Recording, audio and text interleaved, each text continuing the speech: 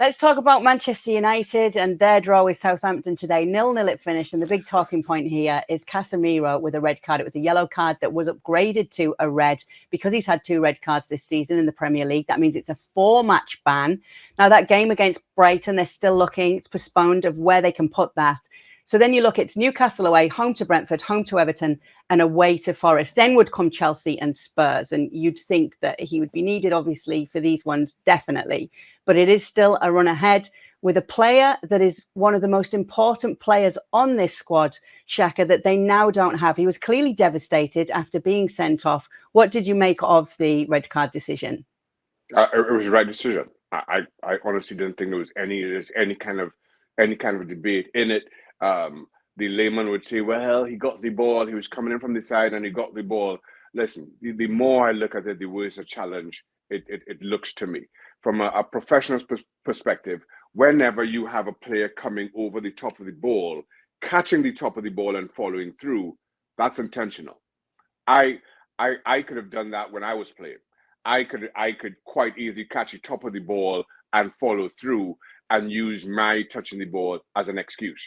And I may be pushing it here, but I'll suggest that Casemiro is a far better footballer than I was back then.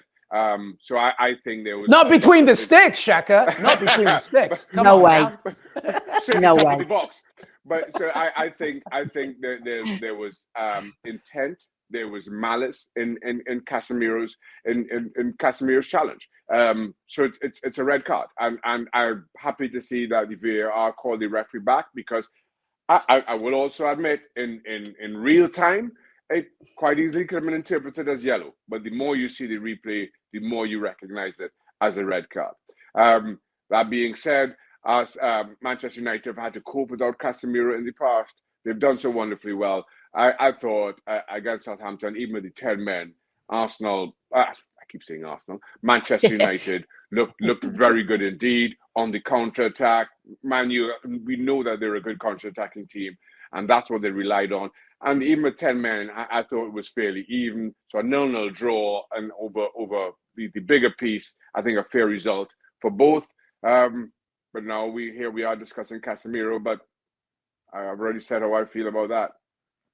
Yeah, no, I mean, it was a red card, straight red. Like, there's no doubt about it. It doesn't matter if you get the ball first when it's reckless and you're showing studs, and he got the shin guard as well of the leg, the bottom leg as well of the opposing player, and it's a straight red. I mean, you're the queen of Real Madrid here, Kmar. I believe that, he never received a straight red in his 7-year career with Real Madrid. He receives 2 straight reds in the Premier League with Manchester United. That's just so bad misfortune for him. And listen, I worry about United and Casemiro's absence only because of the schedule in April that's coming up for them. I'm just looking at some of them, and I know that we've talked about it, but they're at Newcastle. Then they have to face Brentford, a desperate Everton side, away at Nottingham Forest, which is never easy at City Ground, Chelsea, Tottenham, and then the greatest club the world has ever seen in Aston Villa at the end of the month. But I think that Casemiro's absence will be fundamental. And obviously, we're not even discussing Real Betis and how far away they get into the Europa League. So it's going to be tough for them, Kay, I think. Yeah, probably could be. Shaka, seeing as though you're on, I think Badunu knew you were on today as well, because there were a couple of moments where he denied Manchester United players as well. He denied Varane in the first half, and then Bruno Fernandes came so close here. Given the fact that they were 10 men, are they going to come away going, phew, we got through this with a point, or we actually could have won this? I think both teams will be justified in feeling exactly that. I thought both goalkeepers played wonderfully well. Both teams hitting woodwork. And so you come away just thinking 6 inches one way or the other, we could have won it, but similarly, we could have lost it. So as I say, over the course of 90 minutes, I think, I think a draw was a very fair result. I think it's harder for Manchester United because you do that with 10 men, and had Casemiro stayed on the pitch, had he not been as rash as he was, maybe you get all 3 points. Again, I thought there wasn't much of a significant drop off from Manchester United, and if it's Southampton, again, you play against 10 men and you get a point, albeit at Old Trafford. Probably think, we could have gotten a little bit more. All right, Luis, I want to come to you with this next question, because I know you're often following Brazil and the Seleção and everything that's going on with the national team. What are the reasons for Antony's inconsistencies? Now, there's a little bit cheekiness at the end of this saying the answer is he can only score one type of goal. Lol. It's a trolling question. I mean, here's the problem with that kind of question. First of all, we got to remember that you get what you pay for when you see Antony. He's an inverted winger with a tremendous left foot. Obviously, his right foot is almost non-existent, but we know exactly what that happened. Erik Ten Hag knew exactly what that was seen as well at Ajax. And, you know, we have to remember something. He's also not even a starter for the Brazilian national team. Here's the thing with Antony that I think he will, once he gets more accustomed to his role with the club, and I know, you know, he's been there already, you know, enough time to suggest that we should have enough evidence. But he is the kind of player, when you're an inverted winger with a very strong left foot, the more that you get used to your role at your club, the more successful you will be. I will give you the case of Arjen Robben, one of the greatest, you know, inverted wingers the game has ever seen. Riyad Mahrez as well, when he started with Manchester City, he needed to see it as well. And I think the same case is going to be with Antony. I think his advantages of what he has as an inverted winger with a tremendous left foot are far more advantageous, are far more promising than his weaknesses.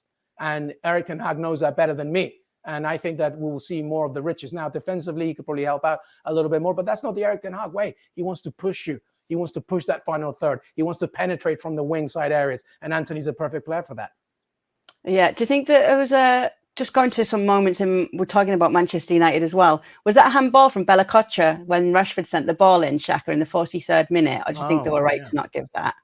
I thought that quite easily could have been handball. I give Bella Kotcher benefit of the doubt in seeing that he slipped, but it does strike his arm fully. The fact that Wout Weghorst is standing right there as well, I think it has significant and meaningful impact in the game. I think it's one of them that if the referee gives it, I'm not sure that VAR overturns it. I'm a little bit on the fence. I wouldn't say it was 100% a penalty. I'll give it 60-40, 65-35 as it being a penalty. So it came down to referees and VAR's interpretation. I would have lent the other way, though. Yeah, it's a pen to me. It's a pen because what happens is it's not like he had his arm down and the ball just accidentally hit it. He actually, part of the action of what he was doing, even on the ground, was moving his hand to protect the ball. That's a penalty. To me, it's a penalty straight away.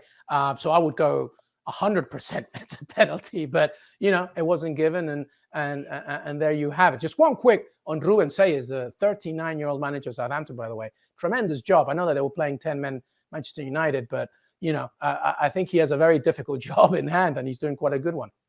Yeah, and obviously, if I can just add, Kay, I thought discussing penalties. I'm not sure if you were going to bring this up.